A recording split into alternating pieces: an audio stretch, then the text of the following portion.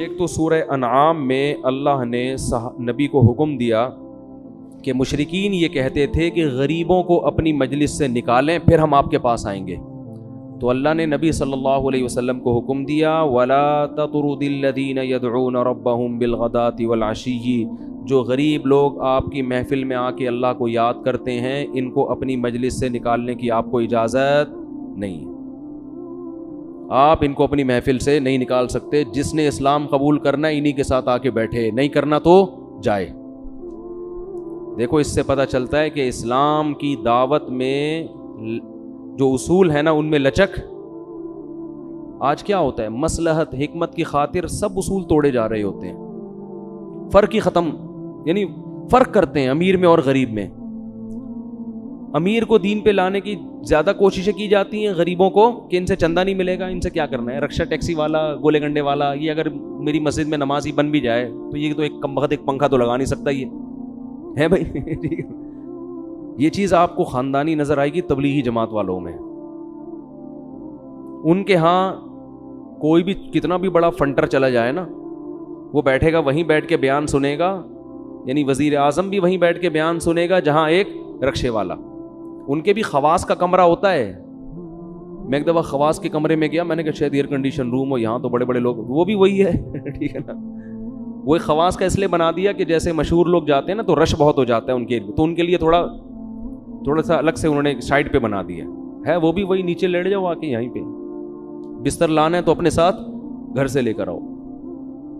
تو امیر اور غریب میں آج بڑا فرق ہو رہا ہے۔ ہندوؤں میں مندروں میں زیادہ پیسے دو گے تو آگے بڑا بھگوان سے ملاقات ہو جائے گی آپ کے، تھوڑے پیسے دو گے، یہ ہوتا ہے نا۔ مسجد میں یہ فرق اللہ نے نہیں رکھا، مسجد میں کوئی بھی آ جائے، کوئی ایس ایچ او آ جائے تراویح پڑھنے تو یہیں پڑھے گا نا پیچھے کھڑے ہو کر، کیا خیال ہے بھائی؟ آگے جگہ نہیں مل رہی تو جہاں ملے گی وہیں کھڑا ہو جائے گا۔ میں نے تو دیکھا ہے پہلی صف میں اکثر رکشے والے ٹیکسی والے کھڑے ہوئے ہوتے ہیں، اور جو علاقے کا ناظم ہے وہ کہاں کھڑا ہوا ہوگا، چوتھی صف میں کھڑا ہوا ہوگا۔ یہ کیا ہے؟ یہ نبی نے ماحول بنایا ہے۔ قرآن نے کہا کہ ان کو اپنی محفل سے آپ نے دور نہیں کرنا، اور پھر اللہ نے فرمایا ان کو آپ بتا دیں کہ اللہ کی نظر میں تمہارا اتنا مقام ہے، ان غریبوں کو آپ بتا دیں، کیونکہ اس وقت ابو لہب، ابو جہل، یہ بڑے بڑے سردار کم بخت ایمان نہیں لے کر آ رہے تھے، غریب لوگ ایمان لا رہے تھے زیادہ۔ تو اللہ نے فرما دیا کہ یا رسول اللہ، آپ ان غریبوں کو نہ صرف یہ کہ اپنی محفل سے نکال نہیں سکتے بلکہ ان کو خوشخبریاں دیں۔ وَإِذَا جَاءَكَ الَّذِينَ يُؤْمِنُونَ بِآيَاتِنَا فَقُلْ سَلَامٌ عَلَيْكُمْ، جب بھی ان میں سے کوئی آپ کی محفل میں آیا کرے نا تو ان سے کہا کریں تم پر سلامتی ہو۔ كَتَبَ رَبُّكُمْ عَلَى نَفْسِهِ الرَّحْمَةَ، تمہارے رب نے تمہارے لیے اپنے اوپر رحمت کو واجب کر لیا۔ اور وہ غریب آج کے جیسے نہیں تھے، وہ غریب عبداللہ بن مسعود تھے، ابو ہریرہ تھے، جن کے پاس سطر چھپانے کے لیے کپڑا بھی نہیں تھا، اتنے مختصر لباس غربت کی وجہ سے۔ بعض دفعہ وہ علم حاصل کرتے تھے ایک دوسرے کی طرف پشت کر کے کہ جسم پہ کپڑا ڈالنے کے لیے پیسے نہیں ہیں، اتنے غریب۔ اور قرآن کہہ رہے کہ جب یہ آپ کے پاس آئیں تو ان سے کہیں سلام علیکم۔ میں ان مشرکوں کے سردار کے کہنے پہ تمہیں محفل سے نکال دوں یہ تو نہیں ہو سکتا، بلکہ الٹا تمہیں خوشخبری دیتا ہوں کہ تم پر سلامتی ہے رب کی طرف سے، اور تمہارے رب نے تم اپنے اوپر تمہارے لیے رحمت کو فرض کر لیا ہے۔ کیسے؟ انہو من عمل منکم سوءا بجہالۃ، کہ تم میں سے اگر کوئی گناہ ہو بھی جائے نا کسی سے، اگر کبھی کوئی گناہ ہو بھی جائے، شریعت کی خلاف ورزی ہو جائے، ثم تاب من بعدہ واصلح، پھر وہ توبہ کر لے تو اللہ غفور رحیم ہے، تمہارے گناہ کو معاف کر دے گا۔ یہ تمہارے لیے اللہ کی طرف سے ایک پیکیج بھی ہے۔ اور وہ جو بڑے بڑے سردار ہیں نا ہٹ دھرم، یہ پیکیج ان کے لیے نہیں ہے، کیونکہ وہ اسلام کو مانتے نہیں ہیں۔ تمہیں اللہ نے یہ آپشن دیا ہے کہ تم صحیح چلو، اگر تم سے غلطی ہو تو مایوس مت ہو، توبہ کرو، اللہ کیا کرے گا؟ معاف کرے گا۔ یہ رحمت اللہ نے اپنے اوپر فرض کی ہے، اور یہ رحمت ہر ایمان والے کے لیے، ہر ایمان والے کے لیے۔ کوئی بھی شخص جو اللہ رسول پہ آخرت پہ ایمان رکھتا ہے، اگر اس سے گناہ ہو جائے تو اللہ اسے مایوس نہیں کرتا، اس کے لیے توبہ کا دروازہ کھولا ہوا ہے اللہ۔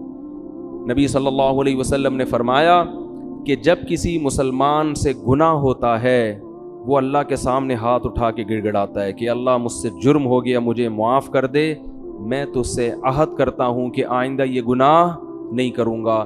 تو اللہ فرشتوں سے کہتا ہے دیکھو بہت سے لوگوں سے گناہ ہوتا ہے وہ معافی نہیں مانگتے، یہ اس لیے معافی مانگ رہا ہے کہ اسے پتہ ہے کہ اس کا کوئی خدا ہے جو گناہ پہ سزا بھی دے سکتا ہے اور چاہے تو گناہ کو معاف بھی کر سکتا ہے. حالانکہ میں تو نہ اسے پکڑ رہا ہوں نہ سزا دے رہا ہوں، اس کو کچھ نظر تھوڑی آ رہا ہے، لیکن یہ ڈر رہا ہے، اس کو پتہ ہے کہ ہے. دنیا تو صرف ظاہر کو دیکھتی ہے نا. آپ سے چوری ہو جائے، ایس ایچ او کو پتہ چل جائے اور پولیس آنے والی ہو، پہلے سے تھانے پہنچ کے سوری کرو گے کہ نہیں کرو گے؟ کیونکہ وہاں تو دیکھ رہے ہو، یہاں نظر کچھ نہیں آ رہا، گناہگار تو اور پھل پھول رہے ہیں. تو اللہ فرشتوں سے فخر کرتے ہیں کہ اس نے نہ مجھے دیکھا نہ میری سزا کو دیکھا، غیب پر میری آیات پر ایمان رکھ کے مجھ سے توبہ کر رہا ہے اور دوسرا توبہ نہیں کر رہا، تو میں اس کے اس جذبے کی لاج رکھ کر اس کو معاف کرتا ہوں. فرمایا پھر سے گناہ ہو جاتا ہے، پھر یہ توبہ کرتا ہے، تو فرشتے تو اعتراض کریں گے نا، پھر توبہ کر رہا ہے، ابھی پھر توبہ توڑ کے آیا ہوا ہے. تو اللہ یہ کہیں گے کہ نہیں بھی تو آ سکتا تھا نا، یہ ارے یہ بھی تو سوچ سکتا تھا، دوبارہ ہو گیا تو اب کیوں آؤں میں، اب تو مجھ سے تو وہی نہیں ہو رہا بھائی، ہم تو چل ہی نہیں سکتے. پھر بھی ڈر ہے، کیا کر رہا ہے؟ آ رہا ہے، حالانکہ میں نے اس کو ابھی سزا بولو دی نہیں ہے. دیکھو فرعون کو جب سزا ملی تھی تو ایمان لے آیا تھا نا، تو جب سزا ہی دیکھ لی پھر کیا؟ اصل تو یہ ہے کہ ابھی کچھ بھی نہیں دیکھ رہا، پھر ایمان لائے گا تو اللہ کی نظر میں قدر ہوگی. گناہ کیا، اسے پتا ہے کہ سزا ملے گی اس گناہ پہ، دنیا کی برکت بھی ختم، رزق کی برکت ختم، سکون ختم، اور آخرت میں آگ ہے جہنم کی. تو دوبارہ توبہ کرتا ہے. تو اللہ تعالیٰ پھر فرشتوں سے فخر سے کہتے ہیں کہ اسے پتا ہے کہ اس کا کوئی رب ہے جو اس کے گناہ پہ سزا بھی دے سکتا ہے اور گناہ پہ اس کو معاف بھی کر سکتا ہے، اس لیے توبہ کر رہا ہے. تو جب تک غیب کا معاملہ ہے نا، 100 بار گناہ سے تو گناہ کر کے 100 بار توبہ کرو گے نا، 100 بار بھی اللہ توبہ قبول کرے گا. لیکن جس دن دیکھ لیا اس دن قرآن کہتا ہے کہ زمین آسمان کی دولت بھی دے دو گے، ما تقبل منہم، وہ دولت بھی اللہ قبول نہیں کرے گا. ابھی فری میں توبہ قبول کر رہا ہے، اس وقت ساری دنیا کی دولت بھی عذاب سے چھڑنے کے لیے دو گے، اللہ وہ قبول نہیں کرے گا. جیسے فرعون ڈوبنے سے پہلے اتنا بنی اسرائیل کو قتل کیا، اتنا لوگوں کو مارا، ہزاروں بچوں کا قاتل، موسیٰ علیہ السلام کو ستایا، پھر موسیٰ علیہ السلام بنی اسرائیل کو لے کے نکلے، ان کے پیچھے بھاگا، اور جب دیکھا کہ راستے بن گئے اور موسیٰ علیہ السلام نکل گئے، اتنا بڑا معجزہ دیکھ لیا کہ اب تو یقین آ جانا چاہیے تھا اب میں کیا ہو جاؤں گا، برباد. لیکن ابھی سزا اپنی آنکھوں سے دیکھی نہیں ہے، اس وقت تک بھی اللہ توبہ قبول کرنے کے لیے تیار تھا.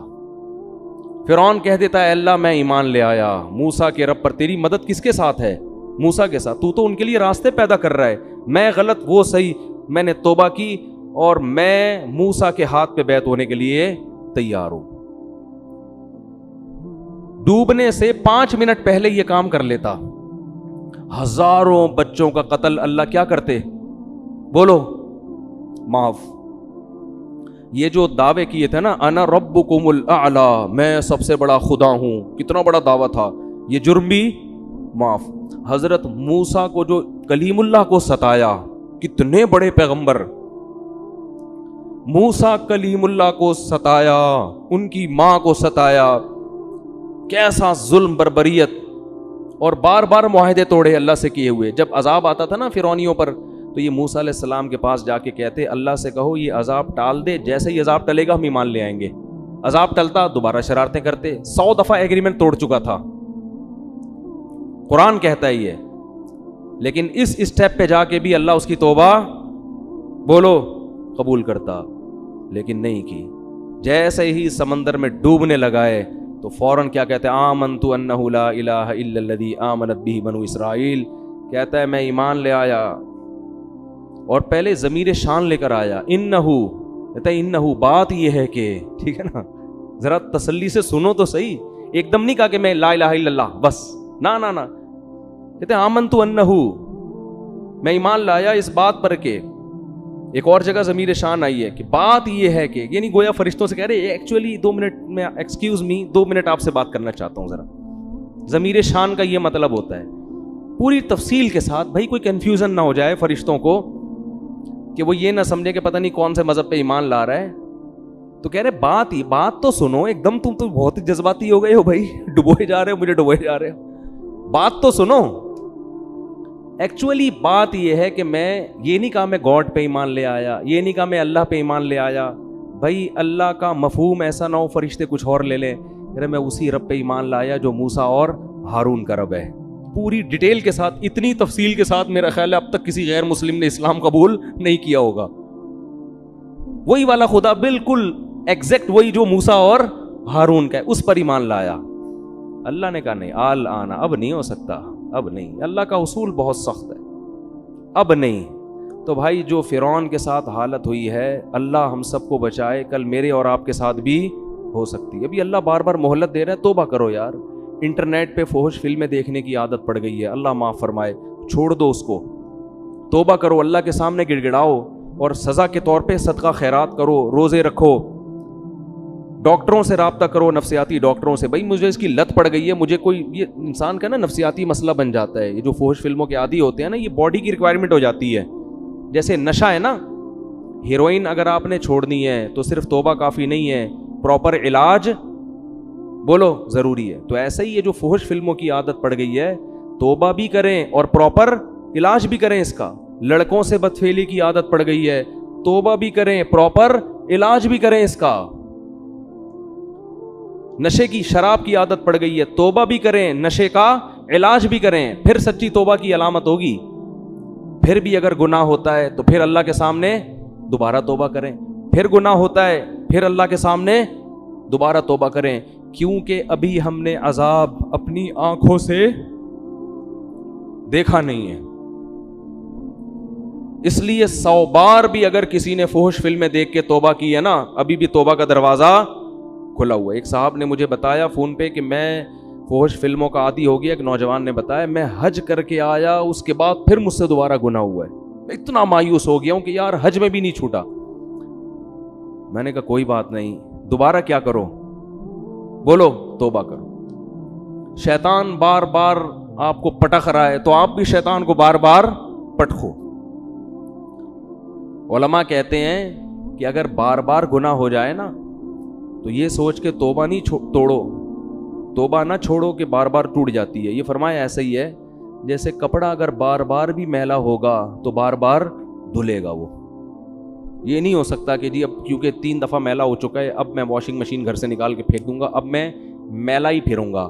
کیونکہ اگر آپ بار بار اسی طرح میلے کپڑے دھوئے بغیر پہن کے چلتے رہے تو مارکیٹ میں میلے مشہور ہو جائیں گے آپ, اور لوگ آپ کو آپ کے ابا کو کہیں گے دیکھو میلے کا باپ آ رہا ہے کہتے ہیں یہ کہنا پہچان بن جاتی ہے, وہ دیکھو میلے کا.